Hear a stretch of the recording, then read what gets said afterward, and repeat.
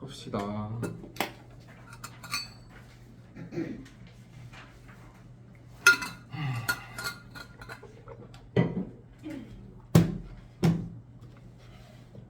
어렵대.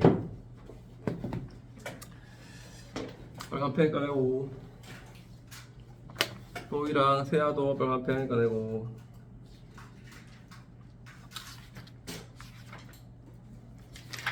일단 다 매겼고 20페이지 볼게요. 일단 시간 줄 테니까 20페이지는 꼭 읽고 우리가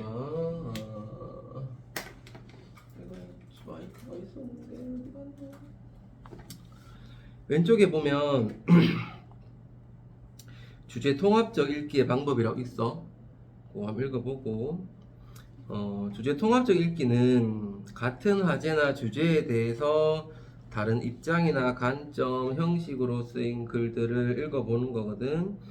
한번 읽어봐. 우리가 이것도 봐야 되고 나중에 비상에서도 볼 거거든. 왼쪽 맨 밑에 한번 보자. 주제 통합적 읽기의 방법은 관련 있는 글을 찾아 읽어볼 수도 있을 거고 독서 자료를 재구성해서 읽어볼 수도 있을 거야. 뭐가 나올지 모르겠다 얘들아. 여기서 뭔가 나올 것 같은데 한번 찾아봐라. 21페이지 봅시다. 어떤 거냐 하면 고전 중에는 사람의 본성에 대해서 서로 다른 관점을 취하는 책들이 있어. 성선설이 있고 성악설이 있잖아, 그지? 맹자 그리고 루소, 뭐 에밀이라는 맹자와 에밀은 성선설의 입장을 반영한 책인데 성선설은 인간의 본성은 선천적으로 착하지만 뭐 어쩌고저쩌고 하는 글이고 그 밑에 순자, 홉스 뭐 이런 사람들 순자와 리바리어더는 성악설의 입장을 반영한 책인데 성악설은 인간의 본성은 이기적이고 악함으로 어쩌고저쩌고 하는 거야. 같은 인간의 본성에 대한 이야기인데 관점이 완전 다르다 그지? 이런 것들을 우리는 볼 거야 이번 단원에서. 말은 쉬운데 좀 어렵대. 쭉 내려와서 두 번째 문단 별표 놓고 한번 볼게. 이렇게 동일한 화제에 대해서 우리가 관점이 다른 글을 주제 통합적으로 읽는다고 하는 건데 이렇게 읽으면 독자는 주제에 대해서 풍부한 정보를 얻어서 깊고 넓게 생각을 할 수 있게 되겠지, 그지?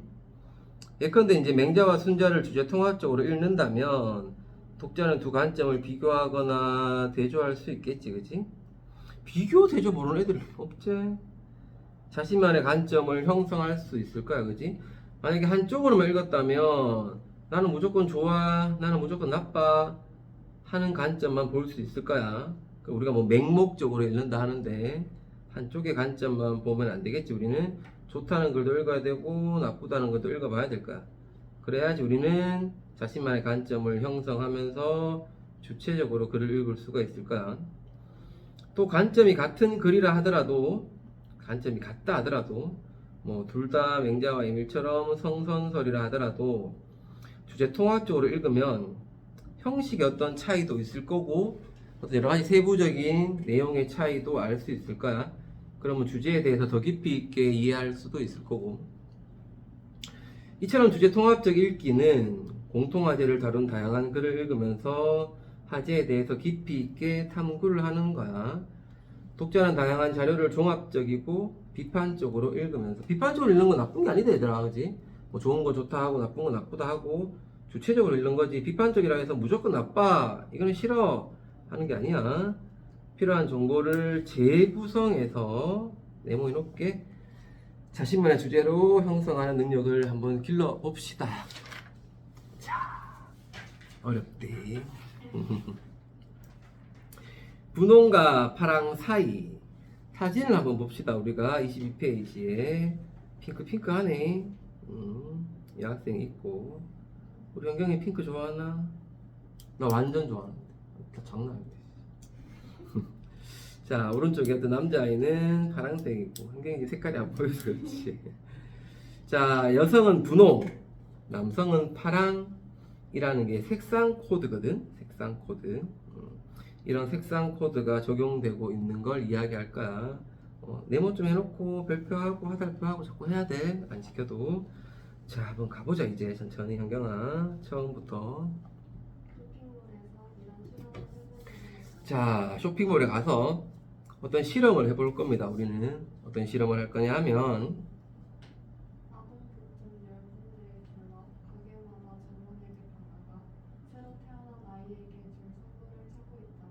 아, 현경이 잘했는데 이런 것도 잘했는데. 음.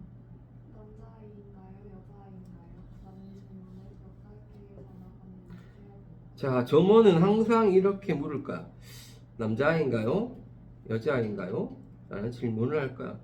그 말은 남자아이에게 어울리는 색상이 있고 여자아이에게 어울리는 색상이 있다는 거야. 그지? 남자아이라면 뭐 화랑에 관련된 어떤 걸 이야기할 거고 여자아이라면 분홍에 관련된 어떤 아동복을 추천해 줄 거라는 거야. 그러면 이 점원은 그리고 이 아동복점에 갖는 어떤 사람들은 성별에 따른 색상 코드가 당연하다고 생각을 하고 있다는 거야. 지금 우리도 마찬가지고 사실은 물론 아닌 사람도 있어. 그렇지만 일반적으로 성별에 따라서 좋아하는 색상 코드가 있다. 그건 당연하다 라고 우리는 생각을 하고 있어. 실제 현실에서. 자, 그걸 보여주는 어떤 실험을 이야기하는 거겠지. 한나절 동안.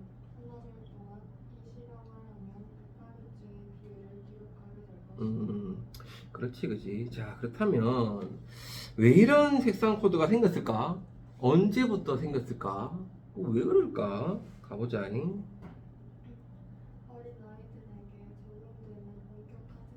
자, 어린 아이들에게 적용이 돼. 특히 뭐 어른도 마찬가지긴 한데, 자, 이 사람이 얘기하고 싶은 건 이제 어린 아이인데, 이거를 통해서 어린 아이들에게 적용을 할 거야. 색상 코드는 적용되고 있어. 근데 굉장히 엄격하게 적용이 돼. 굉장히 엄격하게 적용이 되고 있어. 귀찮아야 돼. 수업 중에는 여정아 바빠야 돼. 어린 아이들에게 적용이 될 거야. 색상 코드라는 건 남자는 파랑, 여자는 분홍. 엄청나게 엄격하게 적용이 될 거야. 그러면 이렇게 엄격하게 적용이 된다면 일반적으로 우리 생각에는 아주 옛날부터 일어난 현상이겠네. 한 100년, 200년, 300년? 아니 1000년? 2000년? 그 정도는 됐겠지. 그러니까 어린아이들한테 이렇게나 엄격하게 적용을 시키겠지라고 생각하겠지만 사실은 아니야. 알고 보면 아니야. 굉장히 최근에 일어난 현상이야. 다른 어떤 어린 아이들에게 적용되는 여러 가지 것들이 있을까요? 뭐 하면 안 돼? 야, 뭐 그러면 안 돼? 한 여러 가지 것들이 있을까요? 그런 여러 가지 것들 중에서 보니까 이 색상 코드는 최근에 일어난 현상이야. 엄마들이 보면, 아빠들이 보면 아이들한테 뭐 못하는 게 좀 많아. 못하게 하는 거. 혹은 하라고 하는 것들이 많거든? 그 중에서도 굉장히 엄격하게 하는 것들이 있어. 야, 10시 전에 자. 뭐, TV는 가까이서 보면 안 돼. 뭐, 여러 가지가 있단 말이야. 그 중에서도 굉장히 엄격하게 하는 코드인데, 의외로 얘들아, 비교적 최근에 일어난 거야. 의외로. 가보자. 조르 파울레티라는 사람이 있어요. 조르 파울레티라는 사람에 의하면 19세기 후반까지만 해도 미국에서 5살 난 아이들까지도 다소 중성적인 흰색 드레스를 19세기 후반까지만 해도 미국에서는 우리나라 얘기는 아니지만 미국에서는 5살 난 아이들까지도 중성적인 남자 여자를 구분 안 했다는 얘기지, 그지? 중성적인 흰색의 드레스를 입었어. 그러면 그 이후로 뭔가 이 색상 코드를 적용했다는 거겠지, 그지? 얼마 되지 않았다, 그지? 이후 어린아이들의 의복의 색상이 도입되고 19세기 후반 전까지는 뭐 색상 같은 것도 별로 없었나 봐, 그지? 흰색을 입혔고, 그리고 19세기 후반 이후로부터 이제 아이들의 의복에 색상이 도입이 됐나 봐. 여러 가지 색상이 도입이 됐는데, 그 중에 특히 이제 분홍이랑 파랑이랑 이제 이런 게 이제 적용됐겠지. 그러면서 오늘날 오늘날 분홍파랑이라는 성별에 따른 색상 코드가 적용되고 있다. 도입되면서부터 이제 이 색상 코드가 적용되고는 있지만 이 규칙이 자리를 잡기까지는 거의 반세기에 가까운 시간이 걸립니다. 그리고 또 이 규칙이 19세기 후반 이후에 이제 색상이 도입되면서 이런 색상 코드가 적용이 되기 시작했는데, 그리고 이러한 어떤 규칙, 색상 코드에 대한 어떤 규칙, 남성은 파랑, 여성은 분홍, 이러한 정확한 어떤 규칙이 자리를 잡기까지는 거의 반세기에 가까운 시간이 걸렸대. 반세기에 가까운 이 표현을 왜 했는지 잘 모르겠어. 거의라는 말, 거의라는 표현을 이 문장에서 나는 잘 모르겠어. 거의 반세기에 가까운 시간이 걸렸다. 뭐 많이 걸렸다는 거야? 아니면 뭐 조금 걸렸다는 것 같아? 뭐 같아? 거의 반세기에 가까운 시간이 걸렸다. 이 문장의 의미가. 뭐 오래 걸렸다는 것 같아? 아니면 좀 짧게 걸렸다는 것 같아? 긴 시간? 짧은 시간? 거의 반세기에, 보통 우리가 한 1000년 한 세기로 보잖아? 반세기 한 500년 정도라는 얘기잖아. 거의 반세기에 가까운 시간이 걸렸어. 오래 걸렸다는 거야? 아니면 얼마 안 걸렸다는 거야? 이 표현이.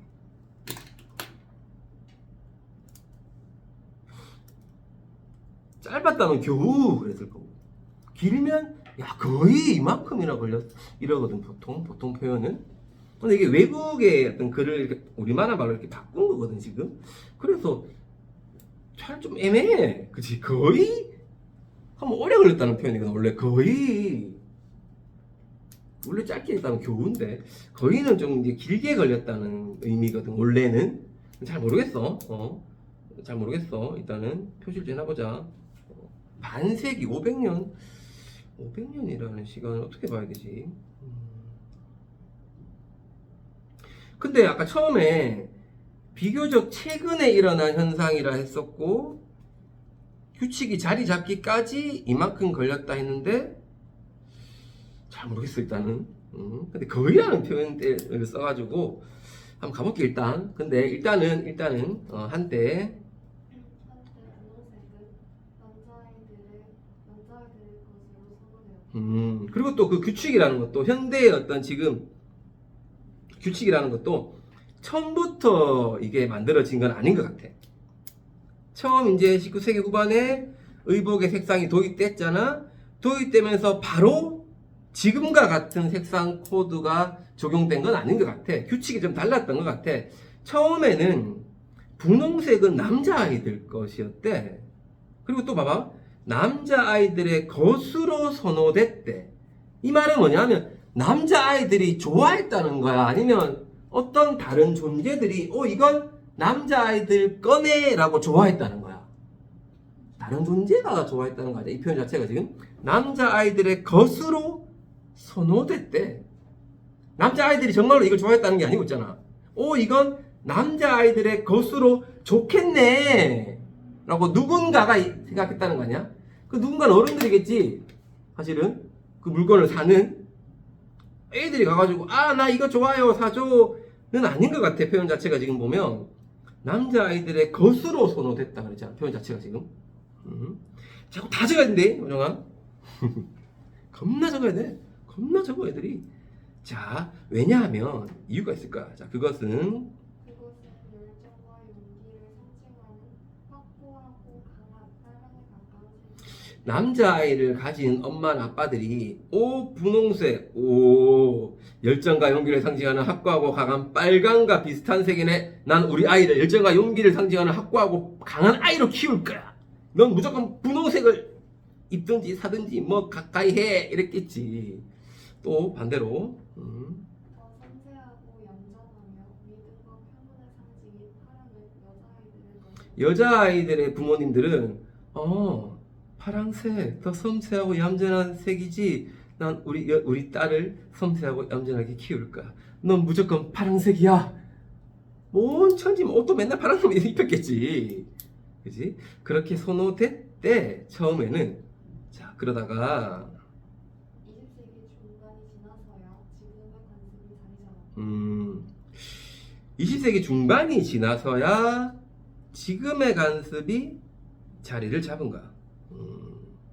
그럼 20세기 중반이 지나고 지금의 간섭이, 즉 남성은 파랑, 여성은 분홍이라는 색상 코드가 자리를 잡았고, 그리고 이게 지금 보면 최근에 일어난 어떤 현상들인 것 같고, 색상 코드라는 것들은 또 아무튼 그렇게 오래 걸린 건 아닌 것 같아, 얘들아. 내가 볼 때. 왜냐하면 그럼에도 봐봐, 그럼에도 이런 선호는 너무 깊이 배어 있어. 그래. 깊이 배어 있다는 건 엄청나게 사람들에게 익숙해져 있고 무조건 지켜야 되고 이런 의미잖아. 근데 그럼에도 깊이 배어 있다 그랬으니까 그럼에도는 긴 시간은 아닌 것 같아. 짧은 것 같아, 그지? 짧은 것 같아. 그러니까 아마 중간 1의 첫 번째 문장에 비교적 최근에 일어난 현상이면서 비교적 짧은 시간에 형성이 됐다는 것 같아, 그지? 그래, 아까 우리가 거의 반세기에 가까운 시간이 걸렸다. 뭐 이것도 아마 좀 짧은 시간이 형성된 것 같기는 해. 문장 자체가 좀 그렇긴 한데. 아무튼 최근에 일어났으면서 짧은 시간 만에 형성됐다면 어떤 사람은 지킬 거고 어떤 사람은 안 지켜야 돼, 사실. 에이, 뭐야, 그거 왜 지키냐? 생긴 지 얼마 안 됐는데? 믿는 사람은 잘 없어야 되잖아. 뭐, MBTI 같은 거 요즘 하지만, 그럼 좀 젊은 애들, 너희들, 뭐, 그런 사람만 좀 믿지. 어른들 잘 모르고 또, 그래야 되잖아. 근데, 얘는, 색상 코드는 어른들이고, 애들이고, 뭐, 다 깊이 배어 있단 말이야. 그럼 왜 그런가, 이거야, 이제. 그런 게 잘 없거든. 그렇게 짧은 시간에 형성되면서 사람들에게 그렇게 깊이 배어 있는 어떤 코드라는 게 잘 없단 말이야. 신기한 거야. 그래서 심리학자와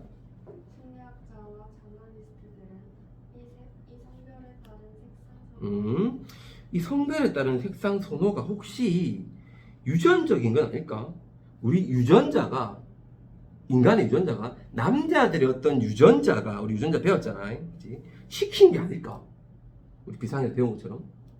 남자들의 유전자 자체가 파랑을 좋아하고 유전자 자체가 분홍을 좋아하는 게 아닐까, 혹시? 아니면 진화적으로 남성은 진화해서 발전하면서 파랑을 좋아하게 되고 여성은 진화하면서 분홍을 좋아하게 된 건 아닐까라고 의심을 하는 거. 안 그러고는 설명이 안 돼. 안 그러고는 그렇게 짧게 형성됐는데 이렇게까지 깊이 배어 있는 코드는 설명이 안 되는 거야. 그렇지? 그래서 자, 예를 들어 자, 호주의 한 신문 기사를 1로 한번 잡아보자. 1로 딱 잡아놓고 1.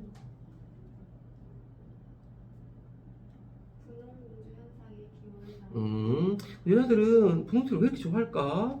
어디서 기원됐을까?를 다뤄봤대, 신문 기사에서. 기자는 어린 세계에서 끌어내려고 하다 실패한 어머니의 일화를 언급하고 자, 어떤 엄마가 야, 너 이제 그만 분홍색 좋아해. 안 되겠어. 온 천지 분홍한데 너 안 돼. 딴 거 해. 하다가 실패를 한 거야. 엄마 안 돼. 막 이렇게 그리고 그랬겠지, 그지? 모든 게 분홍이어야 돼. 막 그랬겠지. 실패를 했어. 자, 그 일화를 언급하면서 어쩌면 그녀에 따른 유전적으로 가볍게 타고난 것일지도 모른다. 자, 여자들은 유전적으로 분홍을 좋아할 수밖에 없는 걸지도 모릅니다. 라고 했어. 그 신문 기사가. 그러면서 여자아이들에게는 2살이 되면 갑작스레 태어나는 분홍공주 유전자가 존재하는 것은 아닐까라고 말했다. 그 분홍공주 유전자, 분홍색을 좋아하는 유전자가 있는 게 아닐까, 여자들은? 이라고 말했어. 또, 그리고 아동심리학자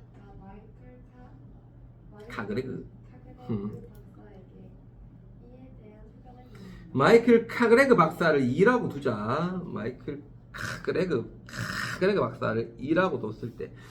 또 이 사람한테 물어봤대. 물어보니까 박사가 뭐라고 하냐면, 박사는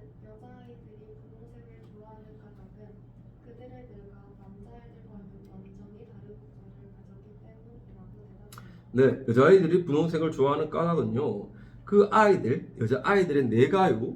남자아이들과는 완전히 다른 구조를 가졌기 때문이에요. 네, 생물학적으로, 뇌적으로 여자아이들은 분홍색을 좋아하게 태어났어요. 즉, 유전적이면서, 진화적이면서, 네, 어쩔 수 없는 거예요. 원래 그래요. 그러면 1과 2를 합쳐보면, 1 플러스 2라고 적으면 되겠죠, 정아. 위에 빈칸에다가. 1과 2를 합쳐보면, 색상 코드는 즉 남자는 파랑을 좋아하고 여자는 분홍을 좋아하는 건 어쩔 수 없는 건 거야? 아니면 그냥 우연적인 거야, 여정아? 어쩔 수 없는 거지. 막을 수 없는 거 아니야? 우리 유전자가 시키는 거 아니야? 우리 인간이 발전해 가면 진화해 가면서 그냥 원숭이가 만약에 인간이 됐다면 그런 것처럼 우리가 사적으로 보행하다가 이적으로 보행하는 것처럼 어쩔 수 없는 거야, 그거는. 진화의 결과인 거야. 그럼 필연이야, 우연이야? 필연인 거지. 그렇지. 필연이라는 거지. 1과 2의 의견은 필연이라는 거야. 당연한 거야. 그러면 만약에 분홍을 좋아하는 남자애가 있어. 쌤처럼. 나 분홍 겁나 좋아하거든.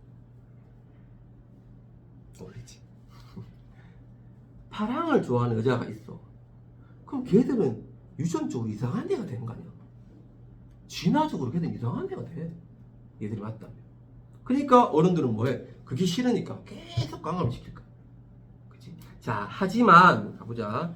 하지만, 파울레티에다는 자, 뒤에 무슨 내용이 나올지는 모르겠어. 근데 우리가 배웠어, 그지? 하지만, 그러나는 현경아 뭐라 배웠지, 우리가? 그렇지! 반대말이 나올 거야.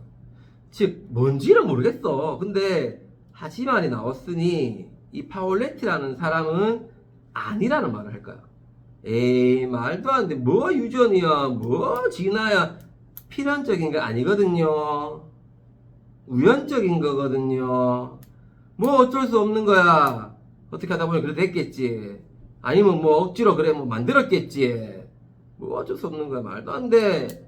라고 할 거야. 뭐 어떤 말이 나올지 모르겠지만, 어떤 주장인지 모르겠지만, 아무튼 이 사람의 주장은 아니라는 걸까? 1번, 2번이 아니라는 걸 거야. 파울레트 의견은. 그치? 가보자. 파울레티에 따르면 이런 생각에는, 즉 1번과 2번의 생각에는, 즉 필연적이라는 생각에는 아이들의 패션이 변하기 시작한 까닭 아이들의 패션이 변하기 시작한 까닭이 있는데 3번으로 두자. 뭔지는 모르겠어. 뭐 아이들의 패션, 미국 아이들인데 뭐 관심도 없고 우리는. 미국 아이들의 패션이 변하기 시작한 까닭이 있을 거야. 뭔지는 모르겠어. 있어. 근데 그게 간과돼 있대. 무시되고 있대. 포함되어 있지 않더래. 그 사람들이 그걸 생각하지 않았대. 파울레티에 의하면 필연적이라고 생각하는 사람들은 3번의 의견을 생각 안 해서 그런 생각을 하더래. 그럼 아무튼 뭔지 모르겠지만 3번에 아이들의 패션이 변하기 시작한 까닭은 아무튼 필연적이지 않은 우연적이라는 거에 대한 어떤 이유일 거야. 뭔지는 모르겠지만 우리는. 뭔지 모르겠지만 필연적이지 않은 우연적이라는 거야. 그럼 3번을 생각한다면 우리는 이래서 필연적이 아닌 거구나 를 알게 될 거라는 거야. 파울레트 의견. 저기 따라오고 있지? 좀 어렵대. 나중에 혼자 보면. 그럼 우리는 이제 그럼 이 사람 의견은 왜 우연적이라는 거지? 왜 필연적이 아니라는 거지? 아이들의 패션은 왜 바뀐 거지? 가 궁금해야 되겠지. 자, 한번 가보자. 효정아. 19세기 말에 이르러 2살이 넘은 남자아이에게 좀 천천히 읽게. 남자아이에게. 치마를 입히는 일이 거의 없었다. 19세기 말에 이르러서 2살이 넘은 아이에게, 남자아이에게 치마를 입히는 일이 거의 없어졌대. 그 말은 다르게 하면 19세기 말 전에는 남자아이한테도 치마를 입혔다는 거야.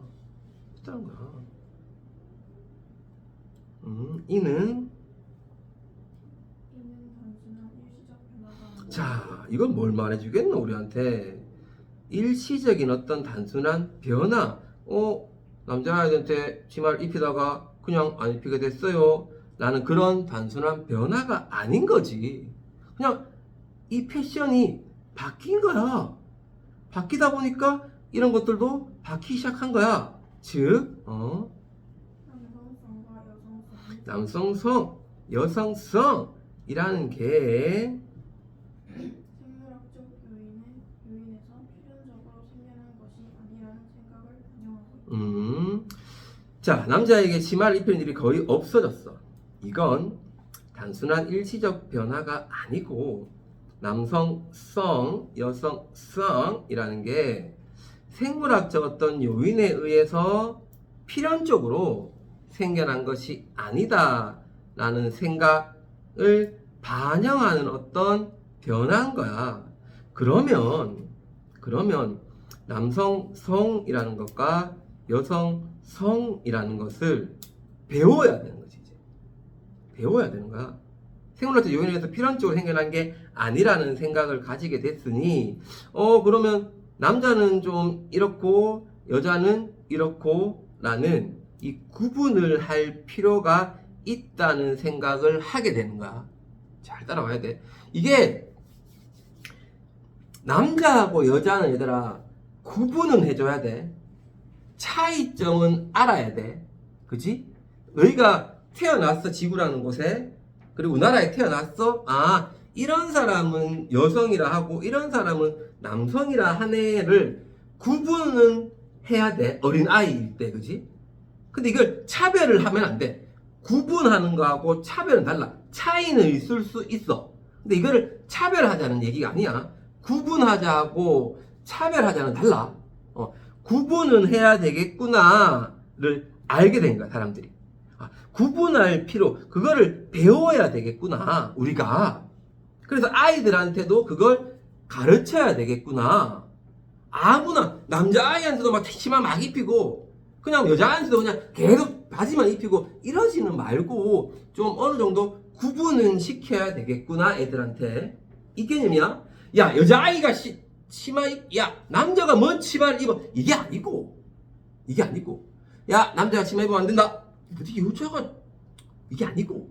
구분하기 위해서, 여성이라는 거, 남성이라는 거, 두 개의 성이 존재한다는 구분을 하기 위해 학습적으로, 이걸 잘해야 돼.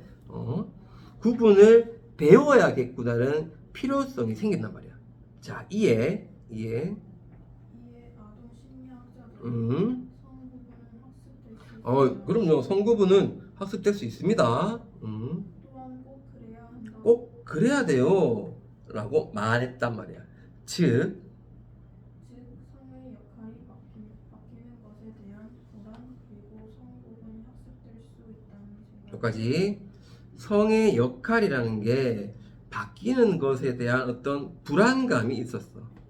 성의 역할이 바뀌는 것에 대한 어떤 불안감이 있었어. 이게 무조건 뭐 여자는 무조건 이래야 돼, 남자는 이래야 돼, 이런 게 아니고 각각 성이 하는 역할들이 있어. 어쩔 수 없는 역할, 그건 당연한 어떤 역할들. 거기에 대한 그게 바뀌면 안 돼. 바뀌는 것에 대한 어떤 불안감. 그리고 성 구분은 학습될 수 있다는 어떤 생각들. 그러면 어떻게 하면 아이들에게 학습을 시킬까? 아이들한테 자, 이게 남자야, 이게 여자야 라고 학습을 시켜야 돼. 가장 좋은 방법이 뭐겠냐를 고민한 거야, 이제 19세기에 사람들이. 어떻게 하겠어, 가장 좋은 방법이. 매일 다 한번 빨갛게 놓고 돌아다닐까? 그럴 수 없잖아. 제일 좋은 방법이 옷인 거야, 옷. 옷을 다르게 딱 입혀놓으면 애들이 이런 옷을 입은 건 여자아이네, 이런 옷을 입은 건 남자아이네. 그럼 이런 옷을 입은 애들은 한식 할 때 여기로 가세요. 자, 이런 옷 입은 애들은 한식 할 때 여기로 가세요. 목욕탕 갈 때 밥 먹을 때 일로 가세요 하면 구분이 된단 말이야. 학습을 시키기 위해서 옷을 다르게 입힌 거야. 차별하려고 한 게 아니고. 자, 가볼게. 생각이 유아고 패션을 바꿔놓았다. 아까 전에 그랬잖아. 하지만 이라는 문단 가시가 보자. 첫 번째 줄에 파울레트는 이렇게 얘기했어. 필연적이라고 생각하는 사람들요, 그 사람들은요, 아이들의 패션이 변하기 시작한 까닭이 있거든요. 뭐냐 하면요, 화살표 놓자. 성의 역할이 바뀌는 것에 대한 불안. 그리고 성구분이 학습될 수 있다는 생각. 이것 때문에 유아복 패션이 변한 거예요. 이 까닭을 생각을 안 했기 때문에 필연적이라고 생각해요. 그 사람들은 연결될 수 있겠지. 자, 다시 말해. 다시 말해 남자아이와 여자아이 색상 코드는, 자, 남자애들은 파란색 입으세요, 여자애들은 분홍색 입으세요 라는 색상 코드는 한때 어린아이들의 성부분 학습을 도우려는 목적으로 사용되었다. 어린 아이들한테, 자, 얘들아, 요런 건 이제 남자라고 하는 거야. 자, 요렇게 된 사람들은 이제 여성이라고 하는 거야. 구분할 수 있겠지, 얘들아? 즉, 성을 구분하는 학습을 돕기 위해서 사용된 거야. 그냥 학습을 돕기 위한 하나의 어떤 도구였던 거야, 코드는. 근데 지금은 어때? 그 목적은 사라져버려. 그리고는 코드만 남은 거야. 코드만 고정관념처럼 남아가지고 아이들한테 그 코드만 강요하는 거야, 이제. 야, 어디 남자가, 야, 어디 여자가, 이것만 남아버리는 거지. 그러면서 고정관념이 되고 강박관념이 되고 막 강요가 되는 거야. 그게 문제인 거지, 결국은. 자, 가볼게. 오늘날 그 본래의 목적은 행위의 본래 목적이 뭐였어? 성구분 학습을 도우려는 거였어. 근데 그 목적은 희미해져 버렸어. 하지만 지금도 여전히 그 색상 코드는 아이들의 관심을 성으로 이끄는 다른 습관들과 함께 그 역할을 계속하고 있다. 색상 코드만 남아가지고 계속 그 역할만 하고 있어. 오히려 그게 관습이 돼버리고 고정관념이 돼버려. 강요가 돼버리는 거야. 그러니까 22페이지에 중간 1에서 어린 아이들에게 엄격하게 코드를 적용만 시키고 있는 거지. 자, 그 얘기를 하는 거야.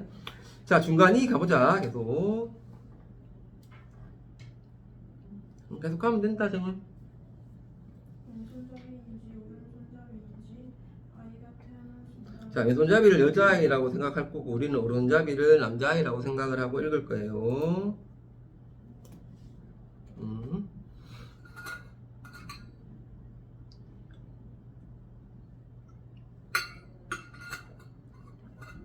계속 읽자. 또는 심지어 태어나기도 전에 알아볼 수 있다고 상상해보자. 관습적으로 왼손잡이 아이 부모들은 아이에게 분홍색 옷을 입히고 분홍색 담요를 넣고 아기 방을 분홍색으로 장식한다. 분홍빛으로 장식한다. 왼손잡이 아기의 젖병, 턱받이, 고무젖꼭지, 그리고 큰 다음에는 컵, 접시, 도시락, 책가방까지 주로 분홍색이나 보라색이며 나비, 꽃, 요정으로 장식되어 있다. 부모들은 왼손잡이 아기의 머리카락을 기르게 하는 경향이 있으며 머리카락이 너무 짧을 때에는 머리핀이나 리본을 사용하기도 한다. 반면에 자, 오른손잡이 남자아이야. 아기들은 오른손잡이 아기들은 분홍색 옷을 입을 일이 없다. 분홍색 장신구나 장난감을 가질 일도 없다.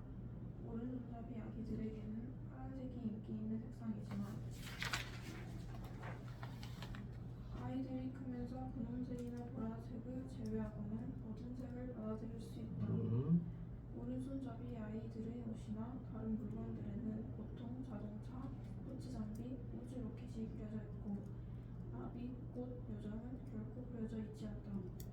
오른손잡이들의 머리카락은 일반적으로 짧게 유지되고 장신구로 예쁘게 꾸미는 일은 매우 드물다. 한 사회에서 아주 어린 아이들조차 금세, 요거 잘 봐라래 정아, 어이대 어이, 금세, 금방 오른손잡이랑 왼손잡이라는 두 개의 부류의, 두 개 종류의 사람들이 있다는 걸 배워. 또 옷과 머리 모양과 같은 표시를 사용해서 두 부류의 아이들이 있네, 두 부류의 어른들이 있네를 구분하는데 능숙해져. 또한 가보자, 정아. 또한 이런 부분에 대해 너무나 호들갑을 떨고 강조하는 어른들이 이런 구분에 대해서 뭐 옷과 머리 모양 같은 표시 그런 구분에 대해서 이런 남자애야 얘는 여자애야 남자는 이래야 돼 여자는 이래야 돼 하는 구분에 대해서 굉장히 막 호들갑을 떨고 강조를 한단 말이야 어른들이. 그러니까 아이들은 있잖아 오른손잡인지 왼손잡인지에 따라서 무언가 근본적으로 굉장히 중요한 것이 있구나. 그러니까 오른손잡이는 무조건 왼손잡이가 하는 걸 하면 안 되는구나. 왼손잡이는 무조건 오른손잡이가 하면 안 되는 걸 하면 안 되는구나. 라는 걸 계속 생각하는 거야. 그래가지고 그 사람들이 어른이 되면 또 자기 아이들한테 똑같이 하는 거야. 그럼 그 아이들 또 커서 또 똑같이 하는 거야. 그러니 22페이지 밑에 세 번째 줄에 그렇게 짧은 시간에 형성되었지만 그 선호가 굉장히 깊이 있게 배길 수밖에 없겠지. 자 계속 가보자. 아이들은 특정 손을 잘 쓰는 사람이 된다는 것이 무슨 뜻인지 알고 싶어. 어느 한 손을 잘 쓰는 아이와 다른 손을 잘 쓰는 아이를 구분짓는 것이 무엇인지 배우고 싶어 하게 된다. 자 우리는 정확히 이런 방식으로 색상, 옷, 뭐 물건 이런 것들의 표시를 한다. 성을 구분하는 항상 성에다가 딱지를 붙인다. 딱지를 붙인다. 표시해 놓자. 별표 놓고 이런 걸 우리가 관용을 하지. 관용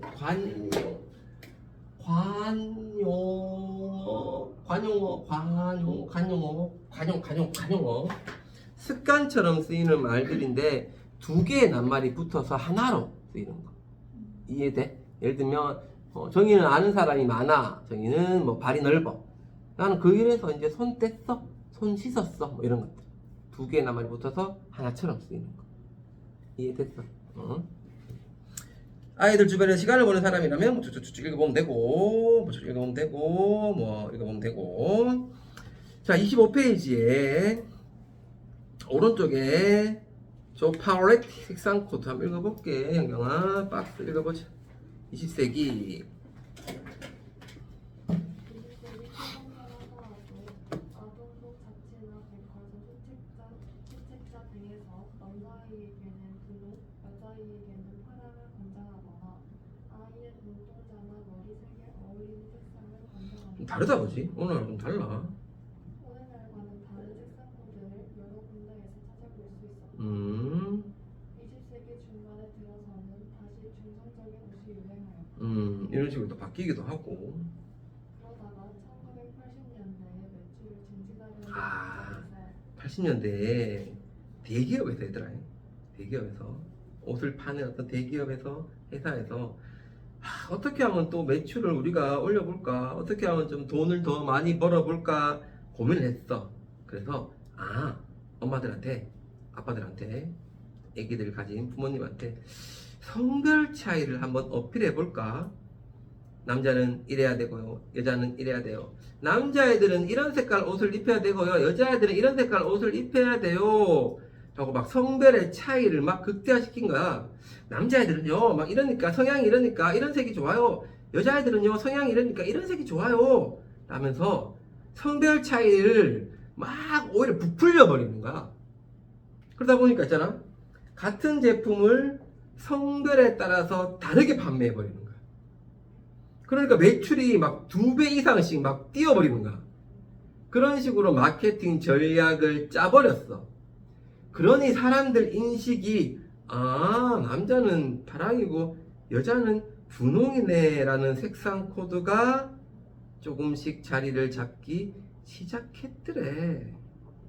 그러니까 남자가 파랑을 좋아하는 거, 여자가 분홍을 좋아한다는 건 우리도 모르게 그냥 강제로 주입된 건 거야 사실은. 그치? 그 말은 밑에 보자. 오늘날 남성은 파랑, 여성은 분홍이라는 건 사실 인위적인 거야. 인위적인 거. 여기서 말하고 싶은 건. 자, 설명문입니다. 왠지 좀 논설문처럼 느껴지지만 설명문이고요. 주제는 오늘날에도 지속되고 있는 성별에 따른 어떤 사회적인 간섭들. 특징은 연구자의 연구 결과를 근거로 제시하고 있죠. 설명문인데 어떤 근거가 나와, 그치? 좀 특이해. 그래서 논설문처럼 막 느껴져, 이 글이. 성별에 따른 사회적 간섭을 여러 측면에서 어떤 예로 들어서 제시를 하고 있죠. 자, 또 갈 거예요. 조금만 더 이게 이어지는 거라서. 그렇다면 이런 남녀의 성에 대한 차이는 과연 어떤 걸까? 왜 일어나는 걸까? 보자. 19세기부터 오늘날까지 이르러진 생물학적인 성의 차이. 생물학적으로 남성과 여성은 차이가 있어. 어쩔 수 없어. 그지? 그거는 차이는 인정해야 돼, 우리는. 자, 세 부분이 있어. 첫 번째, 차이의 근거를 뇌에서 한번 찾아보자. 남성의 뇌와 여성의 뇌. 두개골학, 뇌신경 생리학이 있고, 둘째는 차이의 근거를 진화에서 찾아보자. 차이 생물학. 마지막으로 차이의 근거를 성호르몬에서 한번 찾아보자. 성내분비학이 있어. 가보자, 효정아. 두개골학은 성차의 과학적 근거를 찾고자 하는 가장 오래된 탐구. 가장 오래된 애가 두개골학이야. 두개골을 가지고 뭔가 막 학문적 연구를 한 애들이야. 두개골학에 기반을 둔 성차 논리의 핵심 전제는 자, 두개골학에 기반을 둔 남성과 여성의 차이점을 연구한 핵심 전제는 뭐냐면, 좀 기분 나빠, 여자애들은. 일단 여성은요 남성보다 지적으로 열등해요. 머리가 안 좋아요. 띨빵해요. 무식해요. 열받지? 여성은 원래부터 남자보다요 좀 떨어져요. IQ가. 내가 한 거 아니다. 야들이 한 거다. 욕하지 말아야 돼. 왠지 알아요. 두뇌가 띨빵해서 그래요. 두뇌가 좀 떨어져요. 머리 자체가요 IQ가 좀 떨어져요. 머리가 나빠요. 내가 한 거 아니라고. 야들이 한 거라고 라고 했어. 열받지? 근데 그 근거를 뭐로 잡았냐 하면, 보정아, 두개골학이 컴퓨터줄에 두개골학이 두개골학이 처음에 제시한 기준은 자, 첫 번째 뭐라 했냐면 애들이 두개골의 크기 내 질량이야.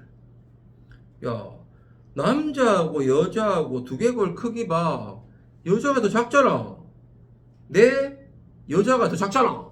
내 질량 여자가 작잖아. 그러니까 여자가 더 무식하고 머리 나쁘고 그런 거 아이가? 참 이 주장 자체가 참 무식하지 사실은. 읽어볼게. 평균적으로 여성의 뇌는 남성의 뇌보다 크기가 작고 크기로 이렇게 하는 게 어딨냐 이제. 보자. 질량도 덜 나갔기 때문에 두개골의 근거에 여성의 열등함을 보여주고자 했던 자, 그러나 이 논리는 치명적 반격에 맞닥뜨리는데 그게 코끼리의 문제야. 이건 많이 나와. 이게 뭔지. 그러면 코끼리는 얘들아 내가 이만해. 그럼 코끼리가 제일 똑똑해야 되는 거 아니야? 그럼 지구상에서 제일 똑똑한 게 코끼리여야 돼. 문명이 제일 발달한 게 코끼리여야 돼. 그럼 우리는 코끼리 노예여야 돼. 얘들 주장이 맞다면. 그치? 자, 그래서 반박을 하는 거야. 어떤 애가. 읽어볼게. 뇌의 뇌의 절대적인 크기나 질량이 우월함과 열등함의 절대적인 기준이라는 절대적이라는 말 표시해놓을게. 너희가 그래 절대적 크기를 얘기한다면 한다면 기준이라면 읽어볼게. 사람보다 훨씬 머리가 큰 코끼리가 만물의 영장이어야 했기 때문이다. 만물의 영장 우두머리 대빵이어야 되는 거 아니야? 하니까 또 얘들이 맞네 미안. 그러면 우리 절대 말고 또 내용을 자 상대 수치를 보자. 상대 수치. 알았어. 절대 말고 상대적으로 보자. 코끼리는 머리가 이만해. 몸통도 이만해. 그럼 상대적으로 봤을 때는 요만해. 그러니까 코끼리가 만물의 영장이 아니도 되겠지. 그랬어. 근데 그것도 또 문제가 나오겠어. 그걸 또 뭐라고 반박하겠어. 그래? 그럼 봐. 남자가 여자보다 내가 크다 그랬지? 그럼 상대적으로 봐봐. 남자 여자보다 몸집이 더 크잖아. 그럼 남자의 몸집과 남자의 뇌, 여자의 몸집과 여자의 뇌를 상대적으로 봤을 땐 누가 더 크겠어? 누가 더 커? 내 말 이해가 안 돼? 여자 뇌가 요만해. 남자 뇌는 여자보다 좀 더 커. 근데 몸집에 비해서 얼마큼 크냐를 이렇게 비교하는 게 상대 수치잖아. 근데 남자는 여자보다 몸집이 많이 크단 말이야. 평균적으로. 그러니 상대적으로 봤을 땐 누가 더 큰 게 돼버리겠어? 여자가 큰 게 되겠지. 그러니까 얘들 말은 또 반박하고 반박하니까 말도 안 되는 게 돼버리는 거야 결국에. 그래 없어져 결국에 얘들은. 한번 읽어볼게 계속. 즉 몸집에 대한 두개골의 크기 혹은 체중에 비례한 뇌의 질량이 새로운 기준으로 등장했다. 자 그런데 여성이 남성보다 상대 수치가 더 높은 것으로 나타나자 여성이 그렇게 해보니까 여성이 몸집이 작거든 남성보다 많이. 상대 수치가 즉 상대적으로 여성의 두개골이 남성보다 더 큰 거야 상대적으로는. 그래서 그 증거는 틀린 증거로 간주되고 상대 수치 기준은 없어져 버려. 자 요것만 더 하게. 요 문답만 하면 끝난다 이제. 자 1900년대 초 이후에 두개골학은 사라져. 근데 개체나 집단이 누가 더 뛰어나냐 혹은 누가 더 뛰어나지 못하냐 우열을 뇌에서 찾고자 하는 전제는 남아있어. 최근에 이제 뇌 연구가 활발해지면서 뇌 자기공명 영상 MRI에 대한 연구가 쏟아지고 있는데 이들 연구에서는 인지 능력 혹은 감정적 성향에 대한 여성과 남성의 차이를 보통 이제 남성이 인지 능력이 뛰어나고 여성이 감정적 성향이 강하다고 얘기를 하지. 그 이유가 뇌 좌우 반쪽의 활동 양상이 다르기 때문입니다 라고 얘기해. 남성은 우뇌를 쓰니까 인지 능력이 뛰어나고요, 여성은 자뇌를 많이 쓴대. 그래서 감정적 성향이 강합니다 라고 설명을 하고 있어. 자 그러나 자 중요한 건 이걸 하려고 우리가 한 거야. 그러나 읽어볼게 현경아. 그러나 오늘 말의 뇌 연구 결과를 자세히 살펴보면 남녀의 차이가 일관되게 나타났다. 근데 실제로 이제 보면 남녀의 차이가 있잖아. 일관되게 똑같이 나타나질 않아 사실. 중첩되어 있거나 애매하다. 중첩돼 겹쳐 있거나 있잖아. 좀 애매해. 이게 좀 인지인가 감정인가 이렇게 한쪽으로 말하기 좀 애매해. 또한 성별 유사성도 많다. 성별 유사성이 비슷해. 이게 남자인지 여자인지 뭐 비슷해. 예를 들어 2008년 사이언스에 실린 한 논문에는 심리학자와 교육자들이 미국 학생들의 성적 자료를 분석한 내용이 실렸는데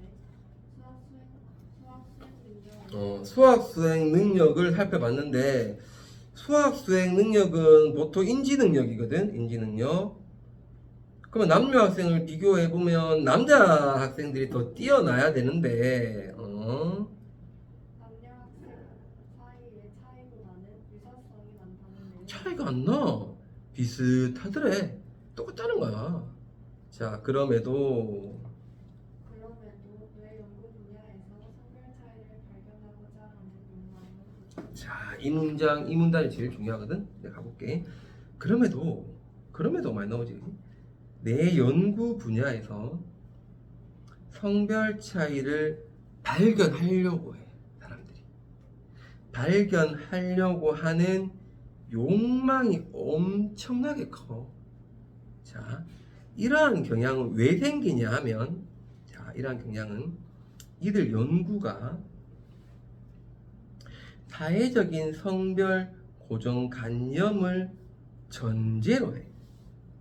즉 여성의 지적 열등성, 여성은 남성보다 열등해, 머리가 안 좋아 라는 걸 먼저 전제해. 남자는 인지 능력이 뛰어나, 반대로 여자는 감성적 성향이 강해. 그 말은 여성은 인지 능력이 떨어져 이 말이거든 사실. 그지? 그걸 전제로 하고 왜 그렇지 이걸 연구하는 거야. 왜 그렇지 이걸 연구해. 막 연구를 한다. 연구 결과가 나왔다. 그걸 고정관념을 전제로 해서 해석을 하는 거야. 아, 이러니까 두개골이 작으니까, 아, 남성은 우내니까 여성은 자네니까 그래서 이렇구나 라고 해석해. 그러면서 기존의 사회적 성별 규범, 즉 똑같은 말이야. 사회적 성별 고정관념이 사회적 성별 규범이야. 똑같은 말이야. 말만 바꾼 거야. 그러니 맞잖아. 내 말 맞잖아. 여자가 더 열등하잖아. 봐봐, 남자가 더 인지 능력이 뛰어난 거잖아. 맞잖아. 봐, 연구해보니까 이런데 로 재강화하는 방식이 돼버리는 거야. 원래는 이래야 되잖아. 자, 여러분, 남자는 어떨까요? 어떤 능력이 뛰어날까요? 여자는 어떤 능력이 뛰어날까요? 연구를 한번 해볼게요. 연구를 막 했어야 되잖아. 결과가 나왔어. 아, 이 결과를 보니까 남자들은 이런 능력이 뛰어나고 여자들은 이런 능력이 뛰어난 것 같아요가 돼야 돼. 원래는. 그래야 새로운 과학 지식이 막 나오는 거 아니야? 근데 이렇지 않나? 우리 봐봐. 연애 프로그램이나 TV에 나오는 많은 뭐 시사 프로, 교양 프로그램도 여러분, 남자들은 왜 이런 행동을 할까요? 막 나와 자기들끼리 막 얘기 막 해. 아, 저도 연애할 때 보니까 남친이 이랬고, 아, 맞죠. 제 남친도 옛날 그랬고, 막 얘기 막 해. 아, 과학자가 나와가지고, 뭐 어떤 철학자, 뭐 교수 나와가지고, 남자들은요, 뭐 무슨 호르몬이 있고, 어쩌고저쩌고, 그래갖고 하면, 아, 그래서 남자들은 항상 그런 행동을 하는군요. 아, 맞아요. 제 남편도 막 그래요. 막 항상 그래.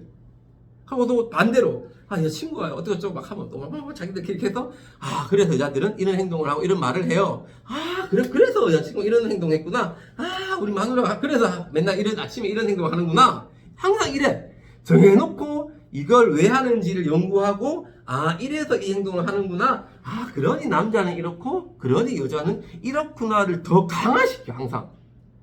그게 문제라는 거야, 그게. 자, 가볼게. 성별 차이보다는 유사성을 보여주는 증거가 사실 더 많아.